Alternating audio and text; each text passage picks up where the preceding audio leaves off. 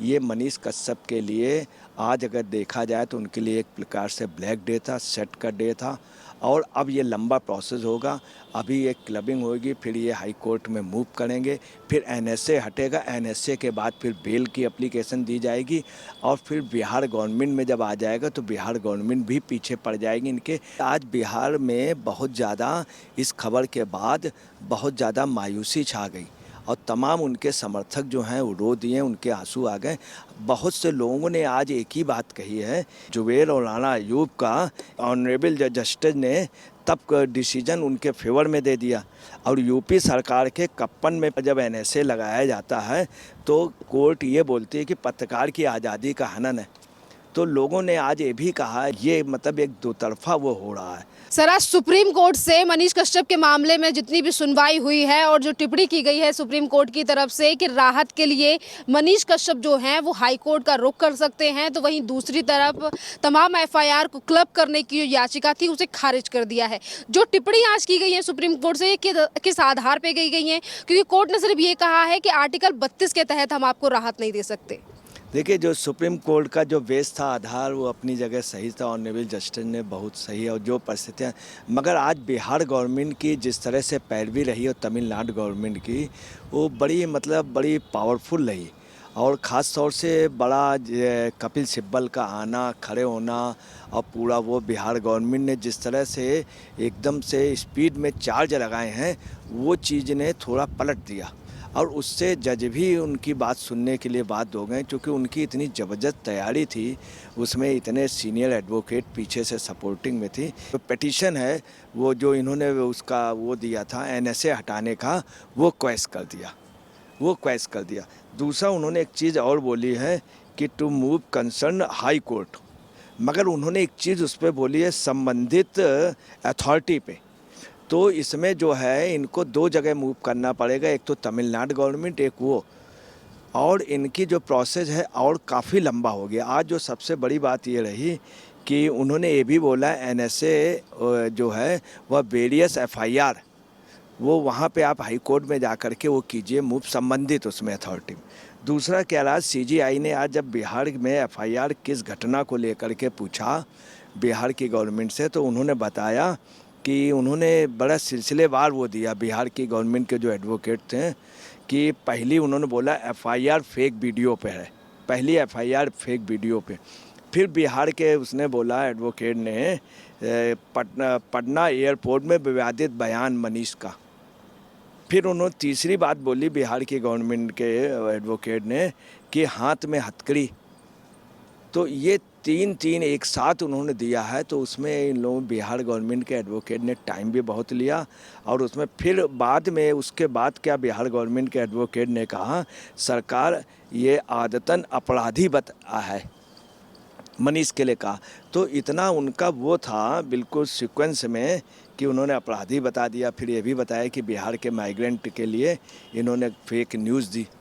उसके बाद क्या हुआ, उन्होंने फिर पूछा तमिलनाडु के उससे, तो तमिलनाडु के उसमें कपिल सिब्बल ने तुरंत कहा कि जहां पहली एफआईआर दर्ज हुई वहीं सभी एफआईआर को एक साथ इसी दौरान बिहार सरकार के वकील ने ये भी जिस समय उन्होंने कहा कपिल सिब्बल ने कि साहब ऐसी सी बात है, ये फेक वीडियो करता है।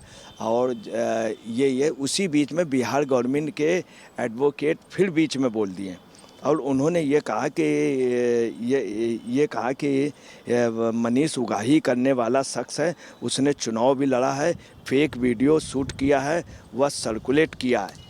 तथा मनीष के वकील ने कहा राष्ट्रीय अखबारों की 2 स्टोरी का भी जिक्र किया। उसी बीच में क्या हुआ, जब इन्होंने बिहार के गवर्नमेंट के वो बीच में बोल दिए तो मनीष के वकील ने कहा भी कि साहब ये खबर सही थी, 2 नेशनल पेपर वो भी उन्होंने बताएं और दिखाएं कि उसमें ऑलरेडी पब्लिश्ड हुई थी, तो इन्हीं पे कार्रवाई क्यों हुई। परंतु वास्तव में ये रहा कि बिहार गवर्नमेंट और कपिल सिब्बल उसमें हावी रहे। इस कारण ऑनरेबल जस्टिस ने जो सुना उसमें उनके पिटीशन को क्वेश कर दिया। कुल मिलाकर के ये मनीष कश्यप के लिए आज अगर देखा जाए तो उनके लिए एक प्रकार से ब्लैक डे था, सेट का डे था। और अब ये लंबा प्रोसेस होगा। अभी एक क्लबिंग होगी, फिर ये हाई कोर्ट में मूव करेंगे, फिर एनएसए हटेगा, एनएसए के बाद फिर बेल की एप्लीकेशन दी जाएगी और फिर बिहार गवर्नमेंट में जब आ जाएगा तो बिहार गवर्नमेंट टीम भी पीछे पड़ जाएगी इनके। तो अभी महीने भर तक तो कोई सवाल ही नहीं उठता इनके छूटने का। सर, इसी के साथ अभी आपने बिहार के वकील की स्टेटमेंट बताई है कि उन्होंने मनीष कश्यप को हैबिचुअल ऑफेंडर बताया है, पर इसी को लेकर आज जनता सवाल पूछ रही है कि तमाम ऐसे मुद्दे हैं जिस पर बिहार सरकार को सक्रिय होकर सोचना चाहिए। तो बिहार सरकार की तरफ से जो वकील हैं वो इतनी ज़्यादा मुश्किलें खड़ी करने की कोशिश क्यों कर रहे हैं मनीष कश्यप के सामने? देखिए, मनीष कश्यप के लिए इसलिए कर रहे हैं कि ये उनका अपना आउटलुक है। चूँकि बिहार में वो था क्या कि मनीष कश्यप ओरिजिनल न्यूज़ दिखाता था। अब बहुत छोटी सी बात बता रहे हैं, नीतीश कुमार का जो गांव है, उस गांव की रोड इतनी ख़राब है कि पूछे नहीं। उस गांव में एक खंबा जो है 20 सड़क पे है, अगर रात को कोई जाए तो खंबे से भिड़ जाए। मनीष कश्यप ने वो न्यूज़ दिखा दी। अच्छा, मनीष कश्यप की हिम्मत थी कि कई जगह उन्होंने ऐसी ऐसी खबरें दिखाई हैं जो बिहार गवर्नमेंट ने उसको ले लिया कि भाई ये। अच्छा, सच को दिखाने में मनीष कश्यप डरता नहीं था, ये भी मनीष कश्यप का रहा, वही चीज़ उनके लिए वो हो गई। दूसरी, आज बिहार में बहुत ज़्यादा इस खबर के बाद बहुत ज़्यादा मायूसी छा गई और तमाम उनके समर्थक जो हैं वो रो दिए, उनके आंसू आ गए। बहुत से लोगों ने आज एक ही बात कही है कि जुबैर और राना अयूब का या अफजल गुरु या किसी भी इकोसिस्टम के प्यादे की अगर वो होती है तो उसमें सुबह सुबह कोर्ट लगवाई जाती है और बड़े एडवोकेट चले जाते हैं और उसको बचा लेते हैं। वहीं पे एक चीज़ और हुआ कि एक वो कि ऑनरेबल जस्टिस ने तब डिसीजन उनके फेवर में दे दिया। और यूपी सरकार के कप्पन में पीएफआई पर जब एनएसए लगाया जाता है तो कोर्ट ये बोलती है कि पत्रकार की आज़ादी का हनन है। तो लोगों ने आज ये भी कहा, ये मतलब ये लोगों की वो रही जानने की, ऑनरेबल जस्टिस के कोई भी उनके उस पर किसी ने वैसा कमेंट्स नहीं किया नेगेटिव, मगर ये है कि लोगों की जानने की रही कि ये मतलब एक दो तरफा वो हो रहा है और ये बड़ा एक ओरिजिनल क्रांतिकारी पत्रकार को साइडलाइन किया जा रहा है जो वास्तव में सच दिखाता था। ये लोगों का आज दुखद पहलू रहा। तीसरी बात ये रही कि खेरा को 1 घंटे में कर दिया गया था। तो ये जनता सवाल पूछती, आज जनता के सामने ये भी रहा। हालांकि जो इनके एडवोकेट सिद्धार्थ दुबे वो बहुत अच्छे ढंग से लड़े, मगर हकीकत थी कि उनके पास वकीलों की इतनी बड़ी लॉबी थी, उनके साथ देश के बहुत बड़े बड़े बहुत महंगे महंगे वकील ऑलरेडी सब एडवाइस कर रहे थे। कई सरकारें थीं उनके साथ, बिहार की सरकार, तमिलनाडु की सरकार, राजस्थान की सरकार, पूरी कई राजनीतिक पार्टियां। सर, जब भी मनीष कश्यप के मामले को लेकर कोर्ट में सुनवाई होती है, कपिल सिब्बल एक ही चीज को बार बार पे दोहराते हैं कि मनीष कश्यप जो है वो पत्रकार नहीं है क्योंकि वो चुनाव लड़ चुका है। इसके अलावा कोई और दलील और किसी और चीज मुद्दे पे बात क्यों नहीं करते हैं कपिल सिब्बल? क्योंकि आज कपिल सिब्बल को लेकर भी तो यही सवाल उठाया जा रहा है कि वो भी पेशे से वकील हैं, पर राजनीतिज्ञ तो वो भी है। देखिए, राजनीतिक हैं और कपिल सिब्बल चुनाव भी लड़े हैं और कपिल सिब्बल की ये पोजीशन में, कपिल सिब्बल से राजनीति में उनके इतने व्यूज़ नहीं होंगे जितने उनके हैं। ना इतने लालू के हैं, ना ही लालू के लड़के तेजस्वी के, ना नीतीश के।